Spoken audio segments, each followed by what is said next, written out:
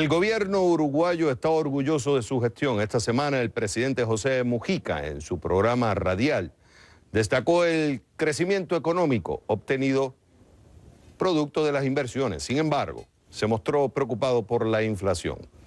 El Centro de Investigación Económica del país dice que la inflación alcanzó el 8%. El mandatario hizo énfasis en que no contener el alza de precios es, y citamos, perjudicar a los más débiles. Claramente el mandatario tiene un retroceso en uno de los logros de su gobierno. La pobreza en Uruguay bajó a un índice de 5,5%, el nivel más bajo en décadas. Pero está también la otra cara de la moneda. El balance fiscal de Uruguay en el 2012, el peor desempeño para las cuentas públicas desde que el Frente Amplio llegó al gobierno en el 2005.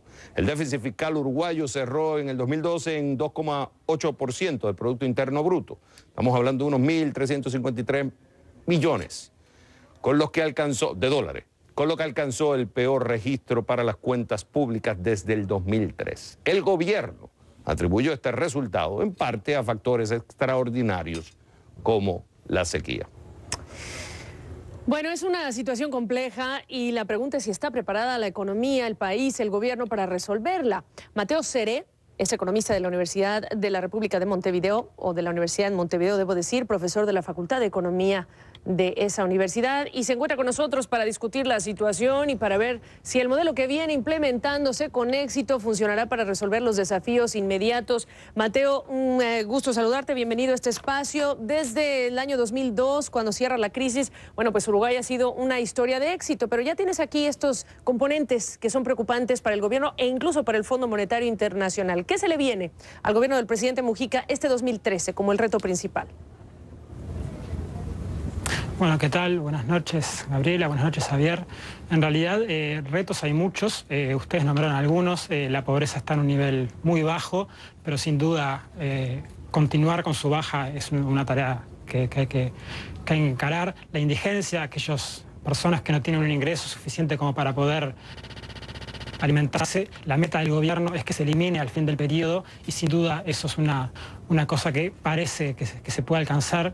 Estamos teniendo un nivel de desempleo más bajo desde que se llevan registros, un nivel de empleo muy alto también y se están haciendo cosas en cuanto a desarrollo que realmente son interesantes discutir y comentar.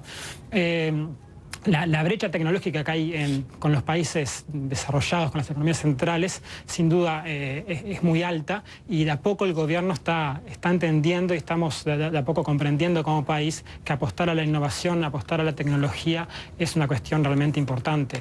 A modo de ejemplo, en el periodo anterior, en el 2005 hasta el 2010, aumentó considerablemente el gasto destinado a educación, se creó la Agencia Nacional de Investigación e Innovación y se implementó un plan muy interesante que se llama Plan Ceibal, que consiste en que cada estudiante de educación primaria tenga su propia computadora portátil, su propia laptop. La tasa de asistencia a la escuela en Uruguay es casi el 100%, por lo cual es un plan sumamente ambicioso y sumamente interesante. Pero Mateo, cuando tú analizas... Sin duda que también hay... Mateo, disculpa que te interrumpa. Cuando tú hablas con algunos inversionistas o incluso lees reportes sobre los análisis que hacen de América Latina, se tiende a comparar mucho la economía uruguaya con la chilena.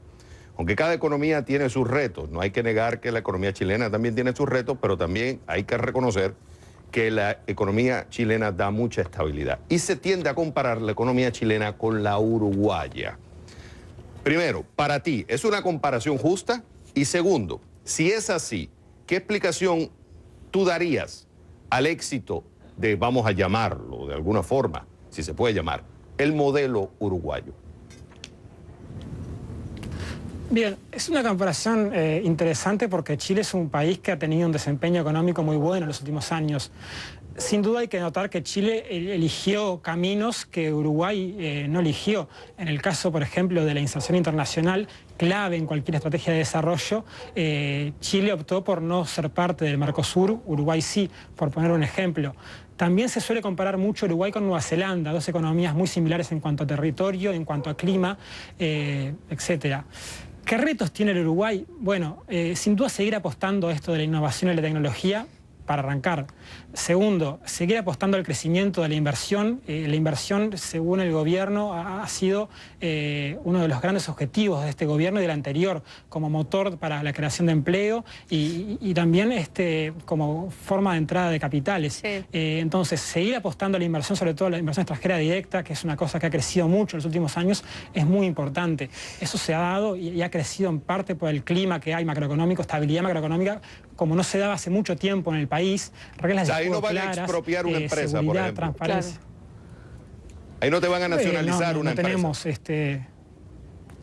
Bueno, no tenemos. De hecho, en realidad, hace ya casi 15 años, el gobierno que estaba en ese momento intentó privatizar. Recuerden que en América Latina, en Argentina, en Brasil, sí, hubo una oleada privatizadora, se votó un plebiscito y bueno, y se decidió que no se iba a transitar ese camino. Entonces, Chile sí, y Uruguay, por ejemplo, para el Foro Económico Mundial, se encuentran en una etapa en el desarrollo de sus economías que, por supuesto, dependen casi nada en el crecimiento, y me refiero a que sean economías que están impulsadas solamente por la exportación de materias primas, sino que ya están también incorporando el tema de la innovación, y eso las ubica en una etapa muy distinta de otras economías como la boliviana. Pero yo te quiero preguntar, no me has mencionado nada que tenga que ver con la ineficiencia del mercado laboral, que es un factor que le resta competitividad al país, que hoy está en el lugar 74 de las 140 economías que analiza, el tema de las regulaciones al mercado laboral